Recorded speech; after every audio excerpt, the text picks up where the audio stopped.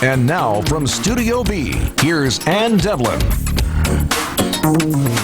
Good evening. I'm honored to be here, honored to be with you, honored to be working with so many talented people who are ready to give you their best. And we're hoping that you'll bring your best to the table as well, with your best questions, your best comments.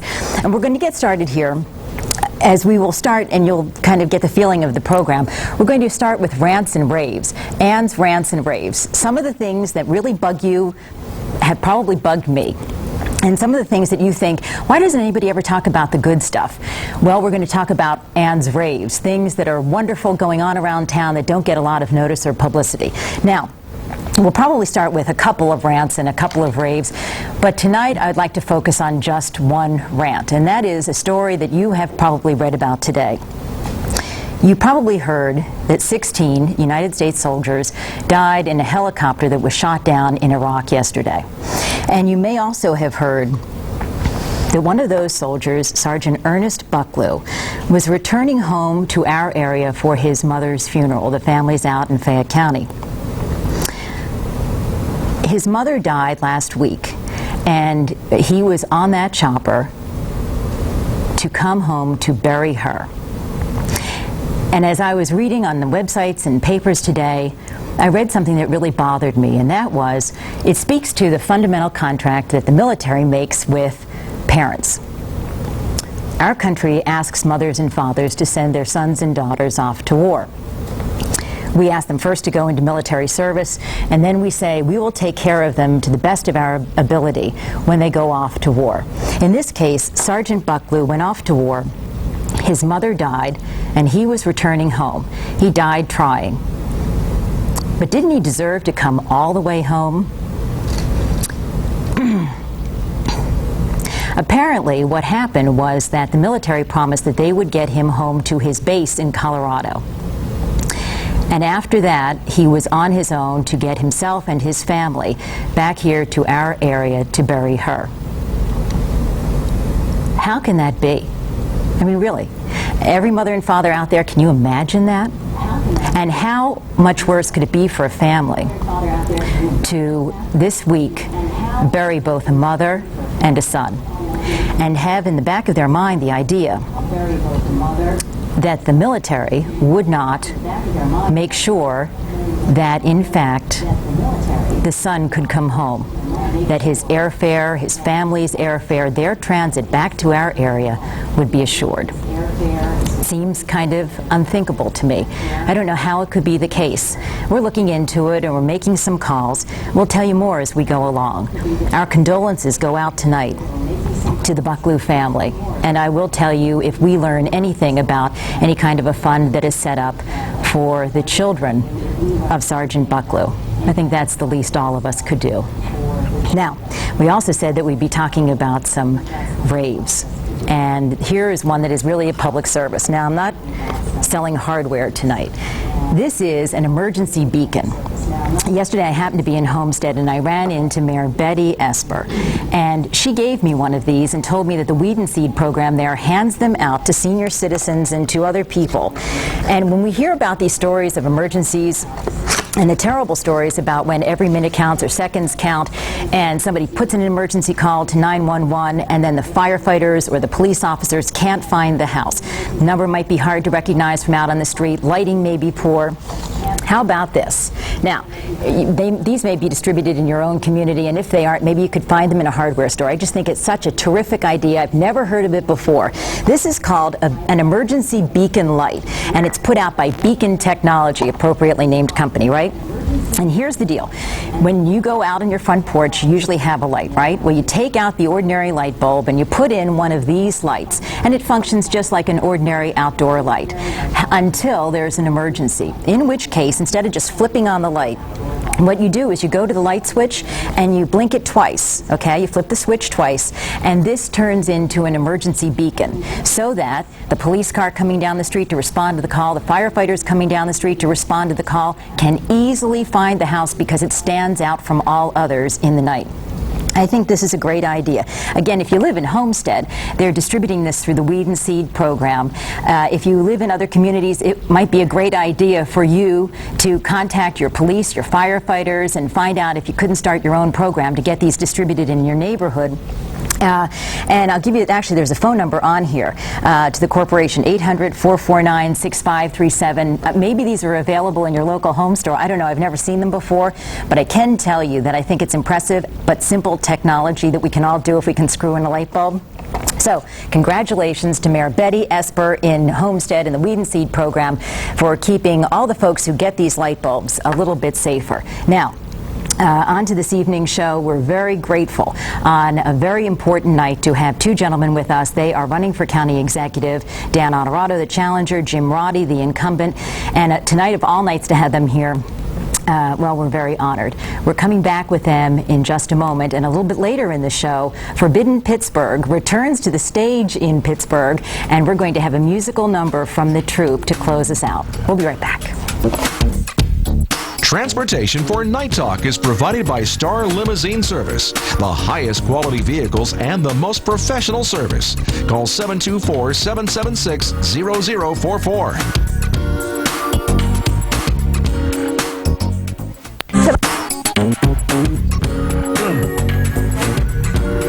Democratic challenger for county executive Dan Honorato joining us. And I have to say, I'm going to say this again and again, so grateful that you're here this evening and really honored. No problem. It's a good way to end the campaign. But I'm going to ask you the first irreverent question. Are you awake? Yes. When you get to this point in the campaign, it's pure adrenaline, and you've been campaigning for 12 months. You can see the light at the end of the tunnel. Tomorrow is the last day. What else would you be doing if you weren't here? You mean if I wasn't campaigning? You'd be out campaigning tonight. Right, like last stop. This is my 5th stop tonight. So that's what we do. It will be another stop if I wasn't here. And tomorrow morning starts? The polls open at 7, so I'll be running around 6 o'clock, getting ready for the polls to open, and we'll go until 8 o'clock when the polls close. Do you believe anyone is undecided tonight? I'm sure there's some undecided. People that maybe have been following it, but maybe not real closely, and they wait till Election Day to focus in on what they're going to do. So I'm sure there's some undecided. Not many. I think the vast majority of voters have made their mind up. My theory is that if anyone is undecided tonight, it's pocketbook issues that matter to them. Taxes, assessments. What would you say to them? That's one of the big issues in this campaign. There's two big issues. The reassessments, Jim and I disagree on them. They've triggered a $25 million backdoor tax increase. There's been 2 of them. The second one should not have gone forward. The first one was court-ordered. The second one, even county council, 9 Democrats and 6 Republicans voted against moving forward. Jim wanted to go forward. I didn't want to go forward. I think that it disrupted the investment we made in the first one, and it caused a very large tax increase, not just for the county, but school districts and municipalities. We have to fix it. We have to give that money back. We have to give the windfall back, and that's part of my platform. The other issue is economic development, and instead of reshuffling retail establishments all over the county, to focus in on infrastructure, water, sewer lines, roads, on the thousands of acres at the airport and the 1,500 acres of old industrial sites, then look at manufacturing, light manufacturing, biotech, high-tech, real industries that pay a real wage, not retail. Okay, let me take you back to assessments, though. So in plain terms, because a lot of people find, kind of mucky and miry to be talking about assessments, what would you do for a homeowner if you got elected? Well, first of all, we're going to give a tax cut of 10% and give back the windfall. You have to do that. Why? First of all, I believe we're in violation of the 5% windfall, and you have to give back anything over to 5%. But we also have to do it to remain competitive. If you look at what residential areas are thriving in western Pennsylvania, they're all on the border of Allegheny County. It's Cranberry, Penn Township, Peters, Cecil, all over the border, because we can't compete on a real estate side. We have to get our real estate taxes lower. We got to make sure we put in some safeguards when the next reassessment rolls around, which is 2006. Make sure that the senior citizen tax relief applies across the board, the homestead exemption. Make sure that the hearings are out in the neighborhoods at night and on weekends. So there's a lot of things that can be done to improve the system, but the bottom line here is to lower the property taxes. How are you going to make up that money if you give it back? Well, first of all, we collected the money. So we have $24 million more dollars than we did 2 years ago. But you're also going to have to streamline the cost of government. And we spelled out 4 or 5 or 6 line items where you can do this. We duplicate several public purchasing departments in Allegheny County. The Canes, we have one at the county side. That should be all under one roof. Sharing purchases. You can save millions of dollars by the bulk purchasing and the economies of skills by purchasing together. Looking at budgeted positions that aren't filled and not filling those positions. Using attrition to downsize the government. Looking at health benefits and all the employees that work for the human service side of the budget, which is $700 million. A lot of employees, and they buy health care individually with these contracted agencies. Pulling that together and using the economy of scales to get a lower cost on health care. These are the types of ideas that we have to bring together so that we lower the cost of government and be able to give the break back to the taxpayer. Is fiscal reality forcing you to sound so much like a Republican? No, I think that fiscal... I'm saying people at home will be, God, it sounds like my a background as a CPA, as a lawyer, I think drives me in this direction. And I'm also a taxpayer. I'm a homeowner. I have a mortgage. I'm almost a homeowner. And I watch what happened to my taxes. I think people realize what's happening. These are pocketbook issues. I don't think these are Republicans or Democratic issues. I'm a taxpayer who thinks the taxes are too high. I think government should be streamlined. The government, we're spending $55 million more today than we did 4 years ago, and taxes are up $25 million. We've got to reverse that. I don't think that has a party affiliation. I think it really is a philosophy on individuals that are running for office. What do you think Jim Roddy has done wrong that has hurt the county most of all? Well, where we disagree is the second reassessment. I don't think we should have gone forward, and I think it was a mistake for Jim to challenge the county council who tried to block it because of triggering the tax increase. The first reassessment triggered 90,000 appeals. There were 40,000 people still waiting for a hearing when we did the second reassessment. There were 27,000 people that already had their hearing, and one had it overturned within 2 months because of the second reassessment. It really disrupted the system, and I think that was a mistake that we shouldn't have done. Do you come with baggage from your time with the city, especially when right now the city is virtually under attack, not just fiscally, but in public opinion? Well, I've been attacked on that for the last 2 months by my opponent, and I haven't been on city council for 4 years. I left in '99. I've been the county controller for the last 4 years. But the problems are long and hard. But when I was there, I was one of 9, strong mayor form of government, and I could show you report after report where I identified the problems with the city. I also can show you a report from Wall Street, the Standard & Poor's, that shows in my 8 years, from 92 through 99, the structural deficit went down $35 million, and that for the 4 years after I left, it went just the opposite way. The chart, it went through the roof again. City Council last year passed a budget with a $60 million hole in it, hoping that the state would bail it out. I never would have supported a budget like that. So when I say I passed 8 balanced budgets, which are required by law, that means they were balanced, that you had enough cash and enough revenue to pay your expenditures. They didn't do that last year. But did you see this coming? Oh, you did, and you said that you sounded warnings. Well, no, there are a couple of things. There was a structural deficit that we showed the warning, and we also worked for 8 years to reduce that structural deficit. And in the 8-year period, again, Standard & Poor's even said that the structural deficit is moving in the right direction. It's getting smaller, but the last 4 years have been a disaster in the city. And so we lay that disaster at the feet of? The current administration. I mean, they have to deal with the fiscal problems right now. So what's the responsibility of the county when the city's going south? That's a different fiscally? issue. The golden opportunity with this crisis is to eliminate the duplication of services, where you have the city and the county both providing public works, the law department, economic development. If we can consolidate 2 offices into one and provide the services more efficiently at a lower cost to both the taxpayer in the county and the taxpayer in the city, that makes sense. And that's what I'm pushing for. That's what I think the oversight committee from the state is going to push for, and that's what we got to keep the pressure on, eliminating wasteful spending. When we come right back, I want to ask you about true metropolitan government and complete merger. My theory being that perhaps the greatest anxiety when that talk arises is when people start thinking about emergency services being provided to them. If the mergers would be to continue beyond There's a bigger anxiety than that. Administration. Back, well, there's a tease for you, and from the candidate. Back in just a moment, Night Talk.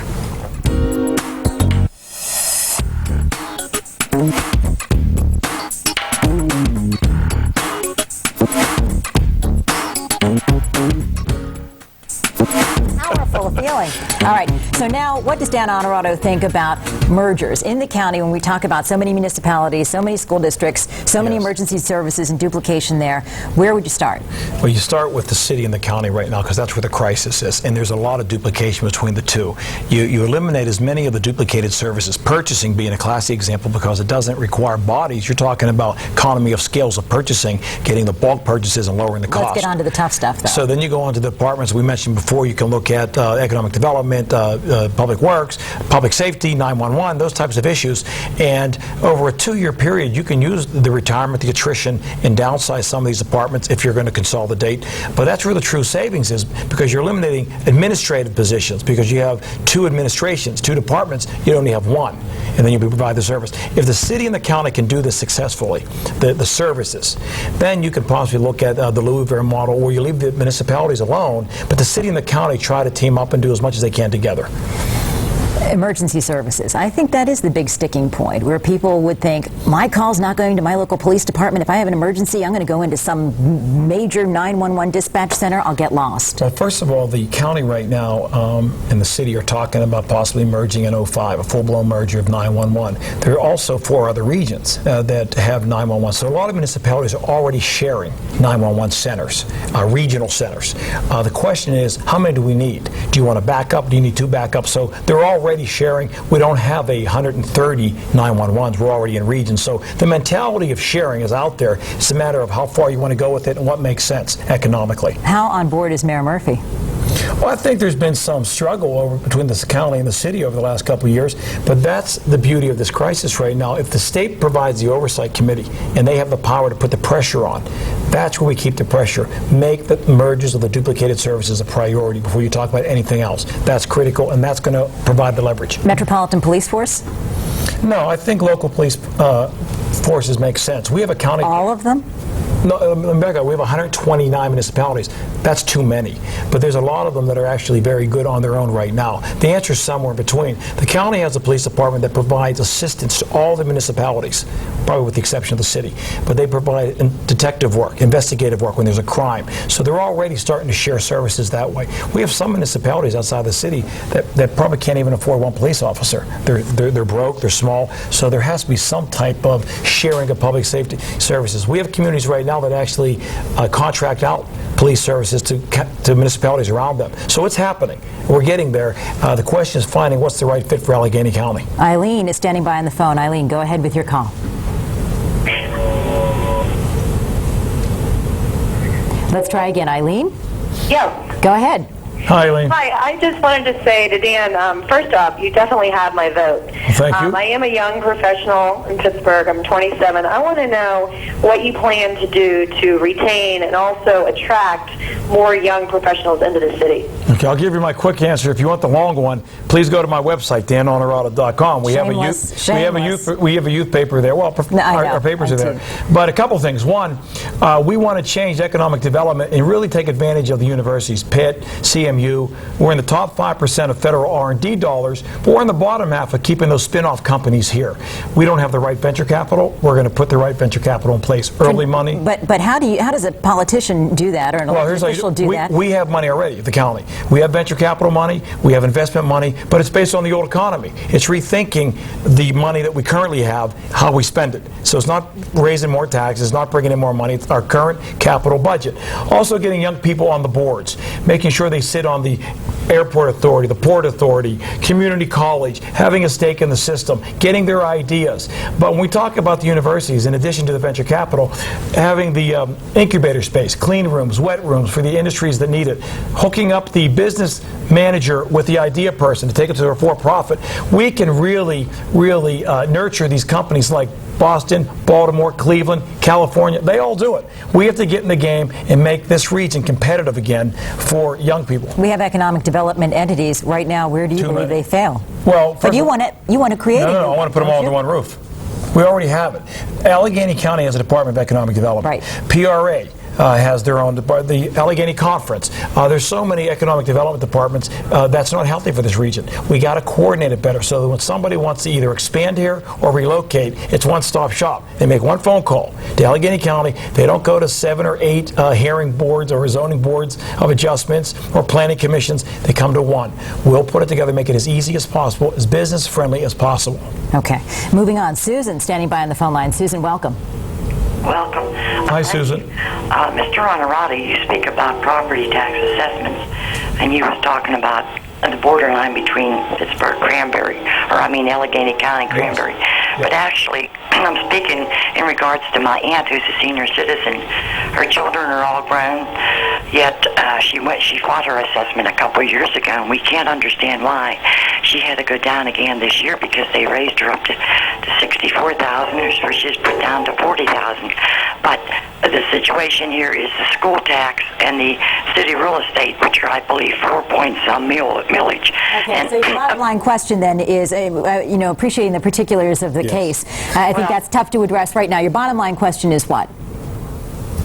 I think her point was the school taxes are really the big burden, which is true. 65% of the tax bill is the schools.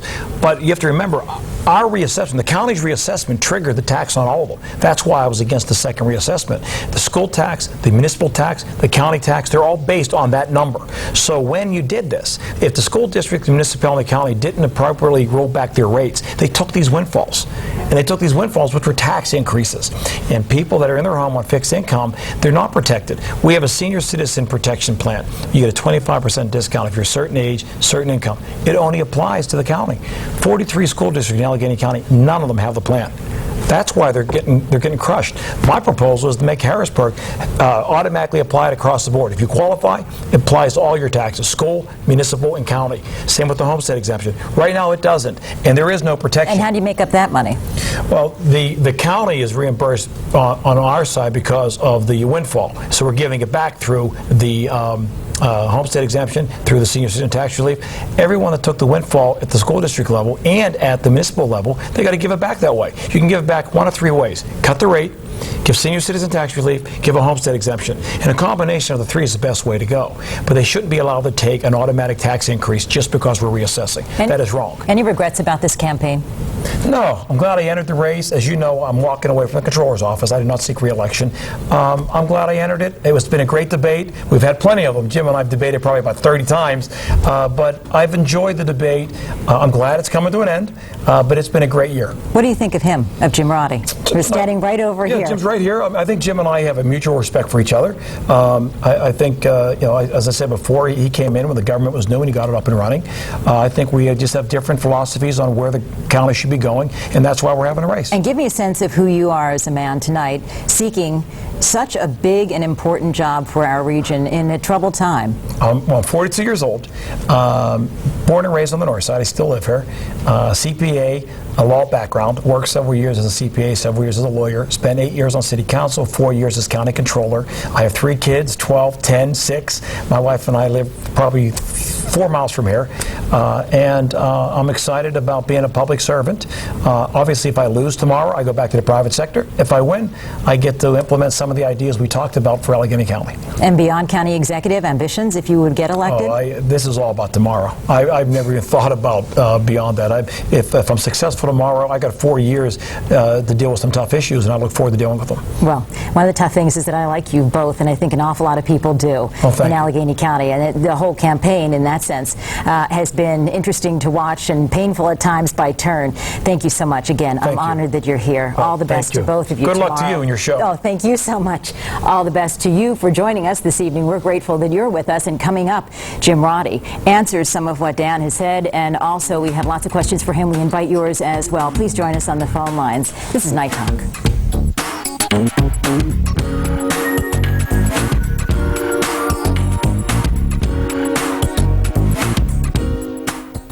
Moment with incumbent county executive Jim Roddy, and your calls as well. This is Night Talk.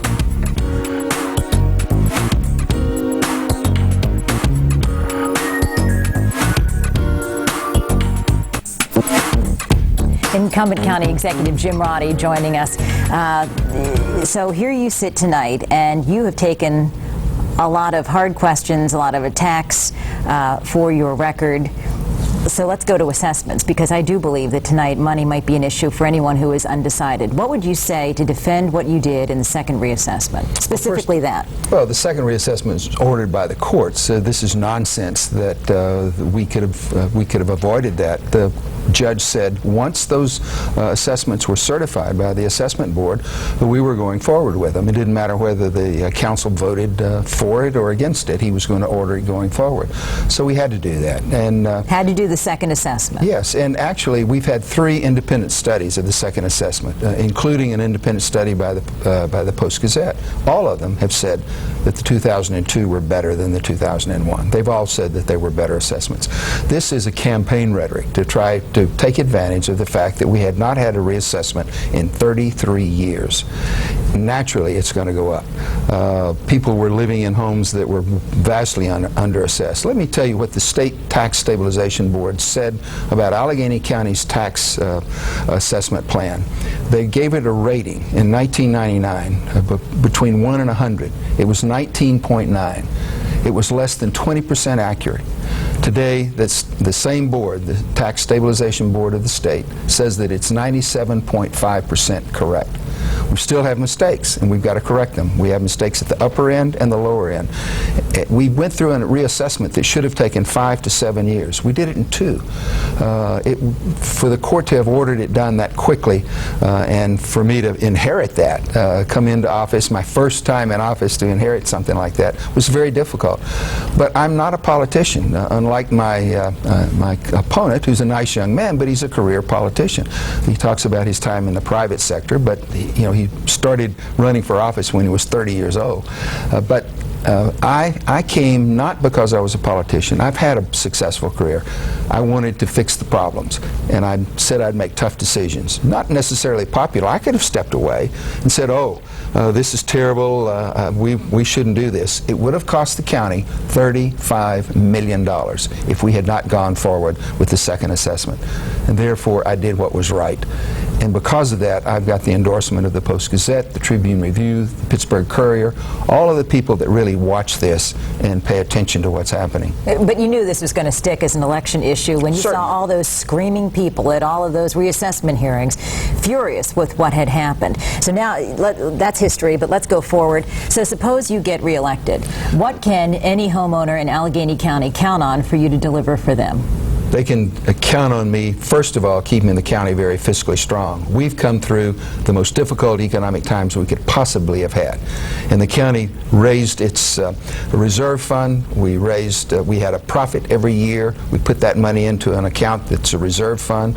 We've had an improvement of our bond rating. Our budgets have really been balanced, not the way the city had their fake balanced budgets, but we had real balanced budgets for the last 4 years.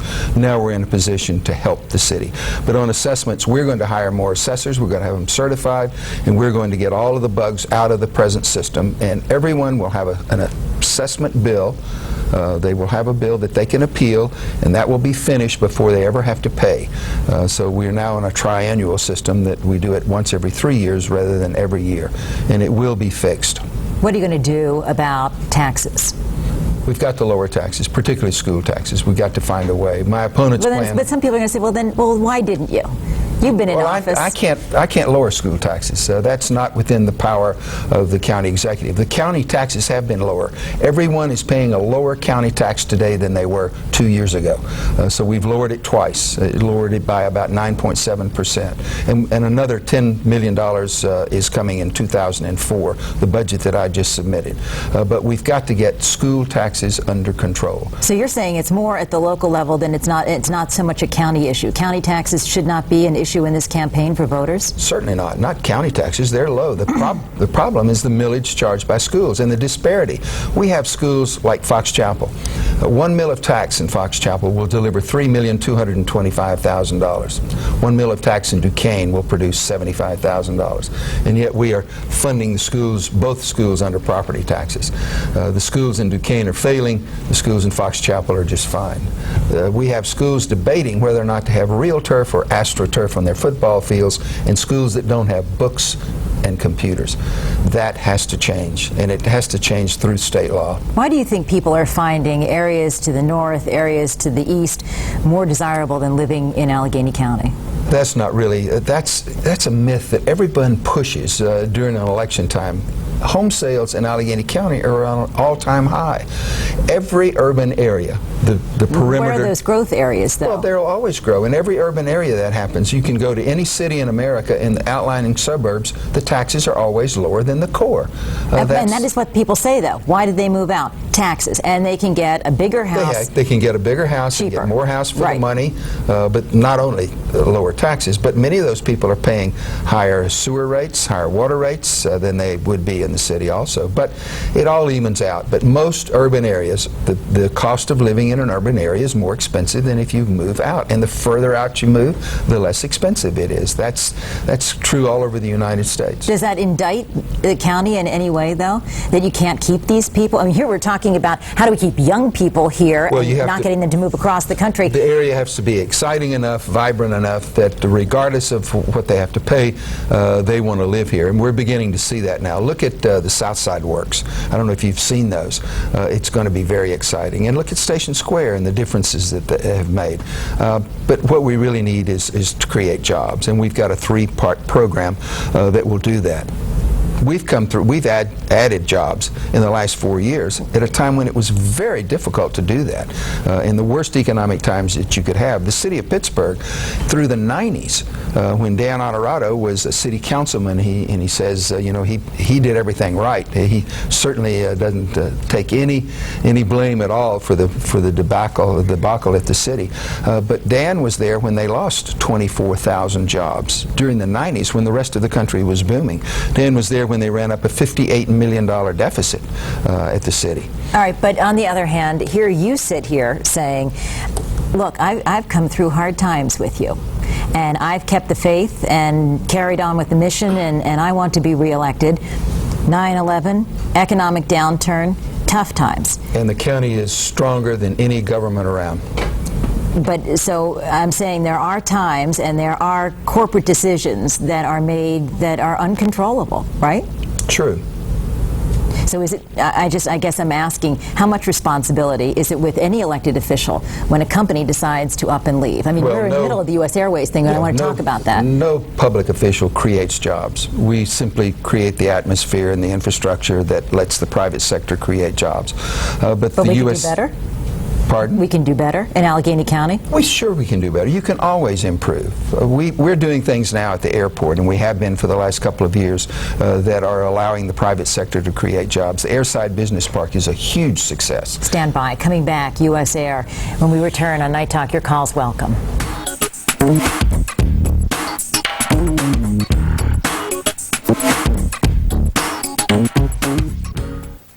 Republican incumbent, Allegheny County Executive Jim Roddy, standing for re-election tomorrow against Dan Honorado. U.S. Air. So you've been at the table, you see where this is right now. Where do you think it's going? Well, U.S. Airways is going to have a very difficult time surviving as a standalone airline as they are presently constituted. They are losing between $100 and $200 million a quarter, and I don't really see anything on the horizon that would indicate that air travel for that kind of flight, very expensive flights, is going to pick up. The old system airlines. So they need to merge with someone, and I think everything that they're doing now is trying to position themselves for a merger. So if they don't make it, we won't have a hub, and if they merge, we don't know whether we'll have a hub or not. So we really have to work to bring other airlines in, and that's what we're doing. And so what could happen first here? A negotiated settlement with us or a merger with them? I think U.S. Airways will be here at least another year, so I don't think they're going anywhere. I don't think they have anywhere to go. I think a lot of that was just bravado. They were trying to force us to lower cost. We're going to lower costs, but not just for U.S. Airways. We're going to lower costs for every airline that flies into Pittsburgh. The people who are saying that they want to bring in these smaller airlines, the question then it becomes, do they, as a group, then help to drive U.S. Air out? Well, I don't think that you can keep the low-cost airlines out. If you look at what's happened to U.S. Airways in Boston, JetBlue has moved in. You look at Philadelphia, now Southwest Airline has moved in. They're going to have about 40 flights a day out of Philadelphia. So the discount airlines have moved in here. ATA, AirTran, America West. Southwest will probably be here within a year or so.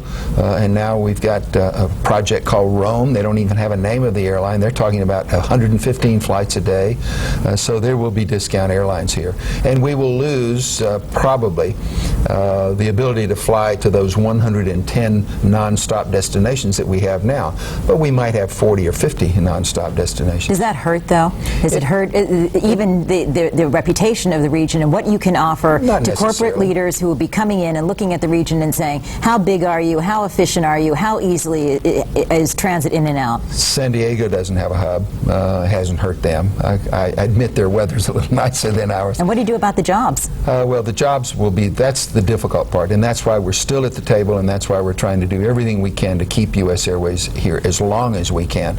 But some of the other airlines will add employment. The new airline that's talking about creating here and putting their headquarters here will have over 2,000 employees. Sandy on the phone line joining us this evening. Go ahead, please, with your question. Hi, Mr. Roddy, I just wanted to ask you, I think you already touched on it, about the negotiations with the U.S. Airways. Well, Sandy. Very good. Thank you, Sandy. Okay, I think we're done. Moving on. Valerie, go ahead, please. Yes, Mr. Roddy. Yes. Do you realize that because of the increase in real estate taxes that some of us are getting hit with a alternative minimum tax put on by the IRS? Well, I got hit with $1,400. My husband's at a second job right now, and he has a master's degree. And I also have a job. I have 3 children. I've lived in this house since 1987, and we've decided to leave. Okay, hold on. And you live in Allegheny County, correct? We're going to actually leave the state because... Are you in Allegheny County now? Oh, yeah. Okay. We're in Whitehall. All right. You know, the most livable community and the most livable city. All right. Stand by, Valerie. Thank you. Let's get an answer. Well, how much is your house assessed for right now, Valerie? Well, we bought it in 1987 for $69,000. Well, we put new roof, new windows. Okay, go. If you were going to sell... You fix your house, and so you get taxed. All right, but if you're going to sell it, I think Jim's asking... If you're going to sell the house today, what would you get for it? Probably $150,000. And what is it assessed for? That's what it was assessed at. Well, you know, it should be assessed at its value.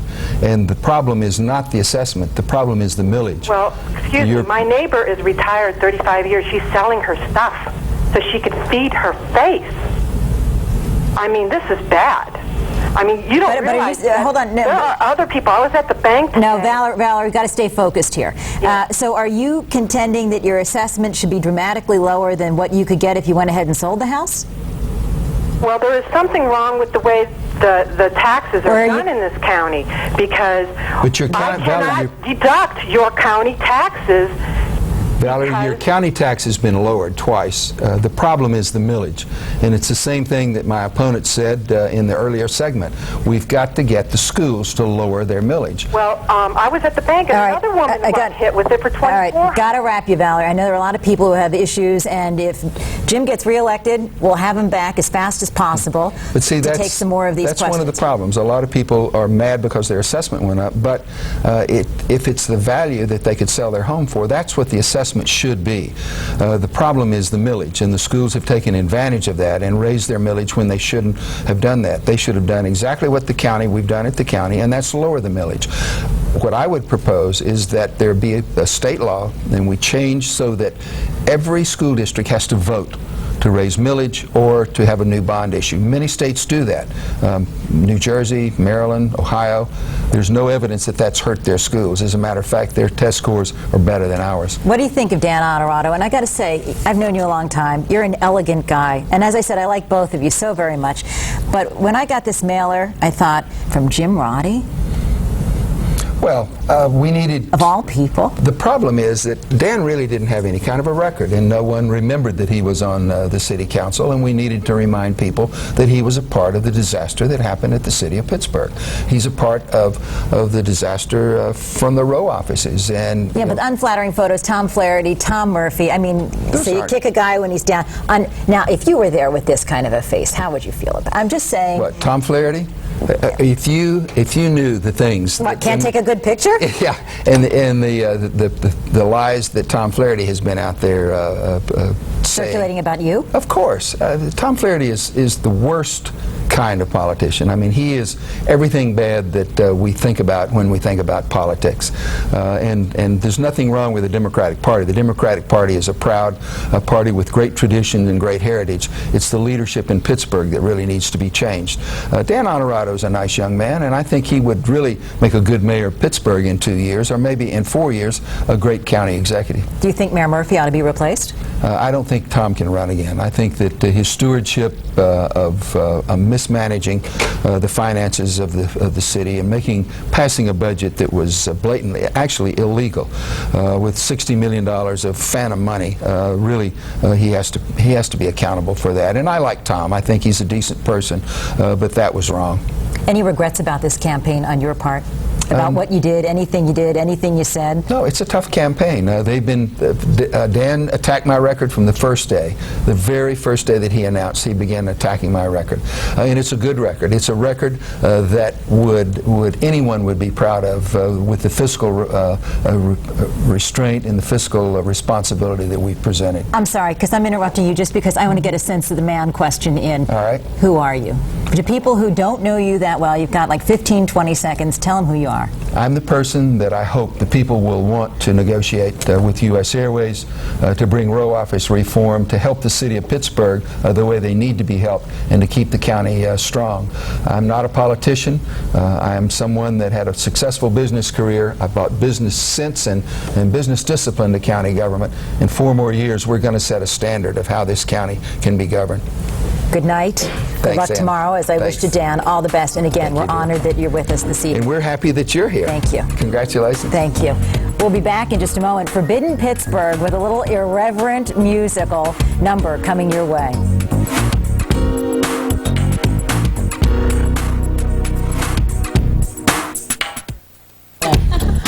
I always wish I could sing. Can't. Maybe can't even talk. But joining us, part of the cast of Forbidden Pittsburgh. I am so glad Joe DeLeo has brought Forbidden Pittsburgh back to Pittsburgh. And a great honor to Don Braca that you would do this. And I know that's in your heart as well. Here on set, real quickly, we have Megan Lloyd, Abby Murphy, Elizabeth Matthews, and they are here to sing a number for us, sharing just a small touch of the irreverence that comes with the tradition of Forbidden Pittsburgh. The number is called City in the County. I'm standing back here. Go ahead, girls. Oh my God, I am so tired of all the political drama. So am all I. the fighting. You got dangling chads, Tom Murphy, Jack Wagner, Dan Honorado, Jim Roddy. Hey, that Rodney took a Lentner tour bus to Atlantic City with my grandma. Nuh-uh, get out. He did. Guardians guys, that Dan Honorado, he called my cell phone 2 times. Get out! No way! So hot, just like that Ashton Kutcher from MTV. Yeah, Kinda. It's too bad the city's the one that got punked. Oh, you know what I think? What? The city and the county should be friends. You're so right. Yes, the city and the county should be friends. Yeah. The county's budget's balanced, yet the city's like 40 million debt. But that's no reason why they can't be friends. Yeah. Everybody here should stick together. Everybody here should find a way. When the politicians don't watch out, then everybody here will move away. Like the Butler County. Yeah. Just look at what Murphy brought here to the city.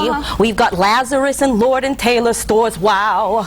We saw the tax-free loans. Now what a pity. They're both about to board up all their doors now. Oh, that's real good. The city and the county should be friends. Yes, the city and the county should be friends. The county's budget's balanced, yet the city's 40 million debt. But that's no reason why they can't be friends. Everybody here should stick together. Everybody here should find a way. When a city fires all its cops, the people in the suburbs stay away. Well, they're like scared. Our convention center takes us to the heights now. Conventioneers are lining up for us. But U.S. Airways says they're pulling flights now. So how are they going to get there? On a bus? I don't know. The city and the county, they're always in a fight. But the city and the county, they are us. Oh, everybody here should stick together, hand in hand and friend to friend. Everybody knows whatever happens, we're all gonna get it in the end. Congratulations. Fighting words from the candidates, and then we've got some fighting words for all of you. How does it feel to be bringing this degree of irreverence back to a Pittsburgh stage? We're so excited. Great, yeah. It's a great time to do it. And some of the other things that you take on in this show? Mayor, U.S. Airways. There's a couple things, but it's all fun. Everybody should come see it, and we guarantee a good time. It really is fun. Number. And it's a great pierogi number. We needed that. And it's on the Gateway Clipper, Fridays and Saturdays, and we're running through November, and we hope to even extend it beyond that. Well, So please come. we are so grateful. And we have a phone number that we will share with you, and it is to call for tickets. 355-7980. Listen to their voices even talking. Is that just absolutely amazing? Thank you all for joining us. you Not so easy much. to sing in this way without the full cast, but we were thinking that it would be a fun way to close out an election eve. It just seemed like it met and meshed, and well, we're glad you're here. Thank you so much. We're honored for that as well. And we want to thank you so much for joining us. Night Talk, and we will be back